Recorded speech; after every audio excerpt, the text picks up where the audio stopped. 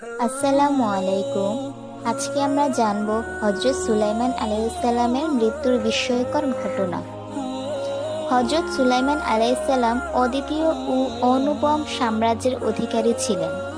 কেবল সমগ্র বিশ্বের নয়, বরং জিন জাতি ও বায়ুর উপরও তার আদেশ কার্যকর ছিল।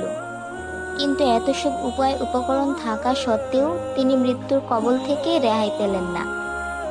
নির্দিষ্ট সময়ে তার মৃত্যু আগমন করেছে।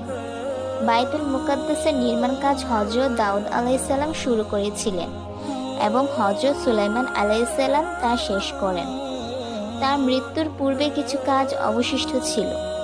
কাজটি অবাধ্যতা প্রবণ জিনদের দায়িত্বে ন্যস্ত ছিল। তারা হযরত সুলাইমান আলাইহিসসালামের ভয়ে কাজ করত। তারা তার মৃত্যুর সংবাদ অবগত হতে পারলে তৎক্ষণাৎ কাজ ছেড়ে দিত। ফলে নির্মাণ অসমাপ্ত থেকে